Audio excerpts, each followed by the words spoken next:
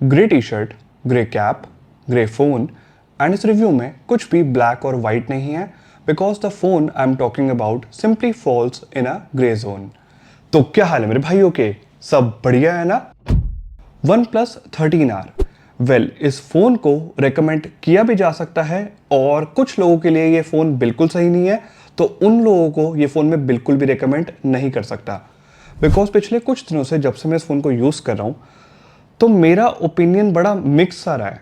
मतलब एक तरह के लोग हैं जिनके लिए ये फ़ोन बिल्कुल परफेक्ट है, बट अगर मैं इसको दूसरे पर्सपेक्टिव से देखूं देन ये फ़ोन, सबसे पहले तो hats off to OnePlus, specially उन्हें जिसने इस फ़ोन को बनाने में कंट्रीब्यूट किया है। मतलब उन्हें पता था कि इंडियन ऑडियंस को एक 40,000 रुपीज़ के फ़ोन में क्या चाहिए और Indian audience on paper specs देख के फ़ोन्स बहुत जल्दी परचेस कर लेती है। वेल OnePlus 13R, ये जो इनकी R सीरीज़ है, ये हमेशा से ही फेमस रही है वैल्यू फॉर मनी फ़ोन्स बनाने के लिए and no doubt OnePlus 13R भी OnePlus का इस साल का one of the most selling smartphone है। अब इस फ़ोन में एक अच्छा प्रोसेसर दे दिया लाइक Snapdragon 8 Gen 3, इसमें 12GB रैम दे दी, वो भी LPDDR5X, storage they the UFS 4.0। On paper specs phone के बहुत कमाल के हैं। इनफैक्ट इस फ़ोन में चाहे कोई बेसिक टास्क परफॉर्म करना हो, चाहे सोशल मीडिया ऐप्स यूज़ करनी हो, नॉर्मल फ़ोन कॉल्स लेनी हो, सब कुछ बहुत स्मूथली वर्क करता है और सारे टास्क और भी ज़्यादा अच्छे लगते हैं देखने में बिकॉज जो यूज़र इंटरफेस है ना, वो आंखों को एक अलग ही सुकून देता है। मतलब it's so pleasing to the eyes. I mean look at the app animations. जब भी कोई ऐप को ओपन कर रहा हूँ, क्लोज कर रहा हूँ, तो एनिमेशंस इतने ज़्यादा स्मूथ कर दिए एंड्रॉयड 15 के साथ। एंड ट्रस्ट मी गाइस, मैं डिफरेंट ब्रांड्स के फ़ोन्स इस टाइम पे टेस्ट कर रहा हूँ। एंड्रॉयड 15 पे कई फ़ोन्स अच्छा परफॉर्म नहीं कर पा रहे इवन दो उनमें चिपसेट अच्छा है। स्पेशली वो फ़ोन्स जो लास्ट ईयर 2024 में लॉन्च हुए थे विद एंड्रॉयड 14, बट एंड्रॉयड 15 का अपडेट आने के बाद उन फ़ोन्स की परफॉर्मेंस बहुत ख़राब हो चुकी है। Whereas OnePlus 13R software smooth तो छोड़ो, ऐसा फील होता है जैसे मैं कोई 60-70,000 रुपीज़ का फ़ोन यूज़ कर रहा हूँ।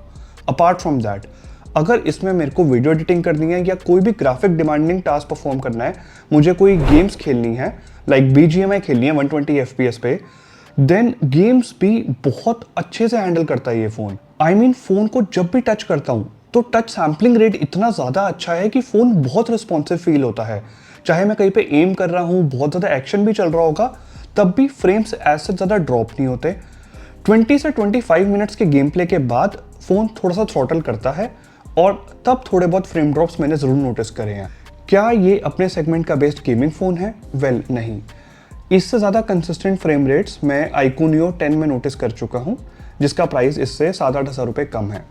बट क्या ये गेमिंग नहीं कर सकता? ऐसा बिल्कुल भी नहीं है। कैजुअल गेमिंग करनी हो या ग्राफिक डिमांडिंग गेम्स करनी हो, बहुत माइनर से फ्रेम ड्रॉप्स आप नोटिस करोगे, बट ये सब कुछ अच्छे से हैंडल कर लेता है। इवन नॉर्मली भी इस फ़ोन को यूज़ करते टाइम इस फ़ोन के हैप्टिक्स इतने ज़्यादा अच्छे हैं।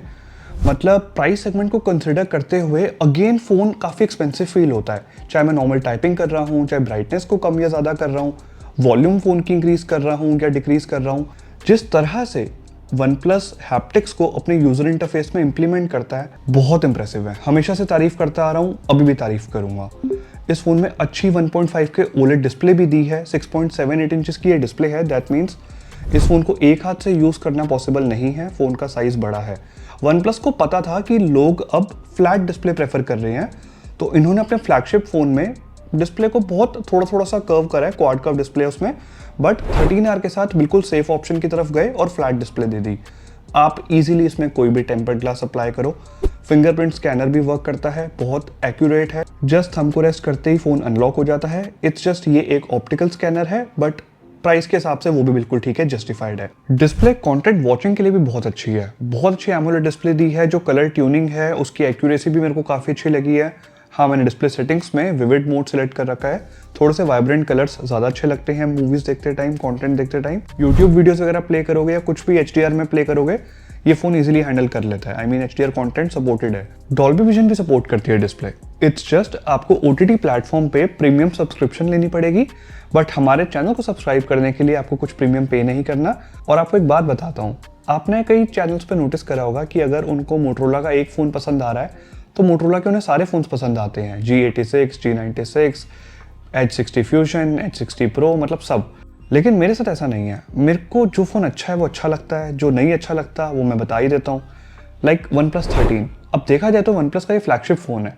एक कंटेंट क्रिएटर को, स्पेशली एक टेक यूट्यूबर्स को ना, बहुत कम ऐसे फ़ोन्स होते हैं जो बहुत ज़्यादा इंप्रेस कर देते हैं। और OnePlus 13 एक ऐसा फ़ोन है जो मैं चाहता हूँ लाइफ में सब लोग एक बार तो एक्सपीरियंस करें। नेक्स्ट मंथ सेल है, डिस्काउंटेड प्राइस पे मिलेगा अगर बजट कम है तो, बट फ़ोन बहुत कमाल का है। क्या ये सेम बात मैं OnePlus 13R के लिए बोल सकता हूँ? बिल्कुल भी नहीं। वेल, मेरे पास हैं कुछ रीजंस जिसकी वजह से ये फ़ोन मैं सबको रेकमेंड नहीं कर सकता, बट उस पर आने से पहले जस्ट 2 पॉइंट्स क्लियर कर देता हूँ, उसके बाद जल्दी से कंक्लूड करेंगे। OnePlus का दिमाग देखो, 30,000 रुपीज़ से ऊपर अगर कोई पर्सन स्पेंड कर रहा है तो उसे इन हैंड फील भी प्रीमियम चाहिए, एंड OnePlus ने कहा एल्यूमिनियम का फ्रेम, मेटल फ्रेम ले लो और हो गई in hand feel premium. But एक बात बताना, आप में से कितने लोग फ़ोन को केस में यूज़ करते हो?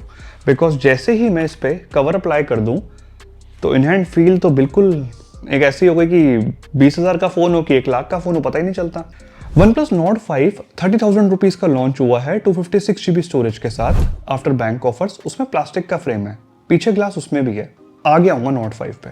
OnePlus ने इस बार ठान लिया था कि OnePlus 13R के अलावा 40,000 रुपीज़ के सेगमेंट में वो किसी और फ़ोन को टिकने ही नहीं देंगे।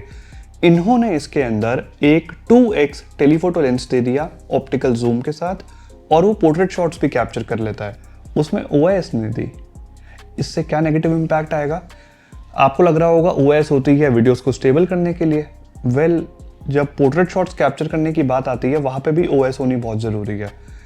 ये एक चीज़। दूसरा, OnePlus 13 जो इनका फ्लैगशिप फ़ोन है, उसकी इमेज प्रोसेसिंग इतनी अच्छी है, चाहे डे लाइट हो, लो लाइट हो, चाहे तीनों में से कोई भी सेंसर से आप इमेज कैप्चर कर लो।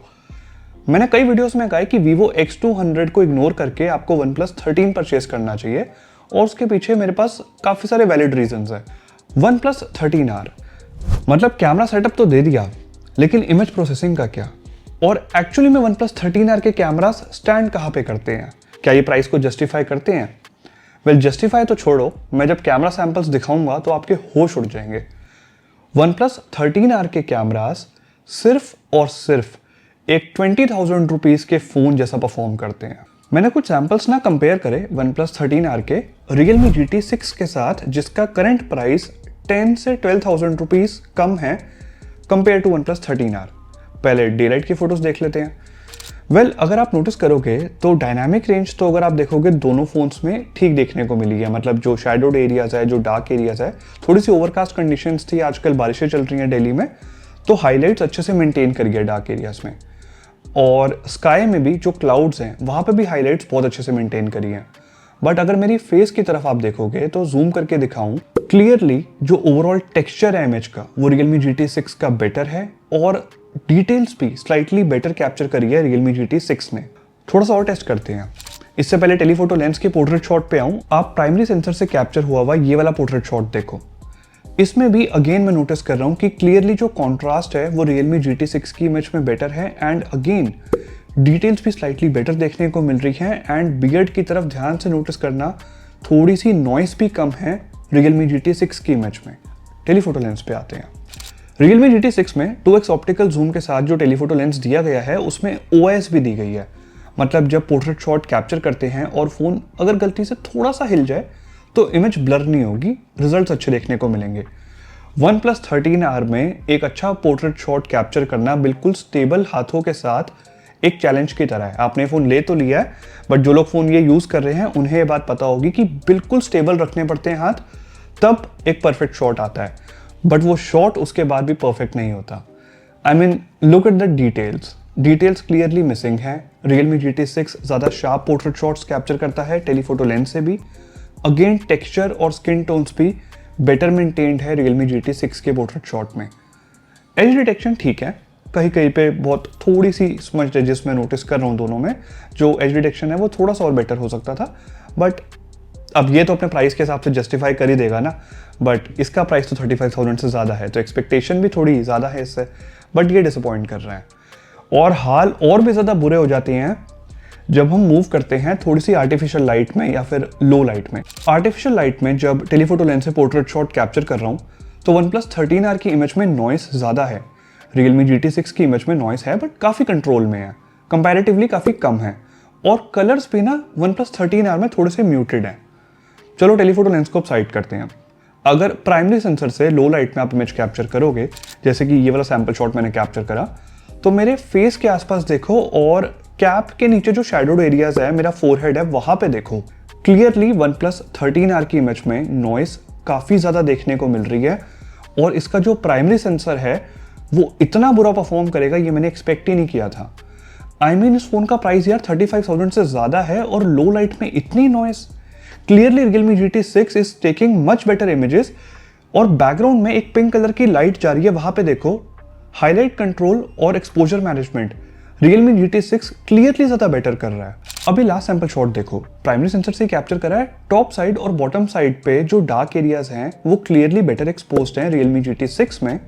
अगर मैं इमेज को जूम करूं तो क्लियरली आप AC के आउटर यूनिट और इधर पिलर के पास देखोगे तो ओवरऑल जो टेक्सचर है वो ज्यादा शार्प है Realme GT6 में और नॉइस भी कम है Realme GT6 में।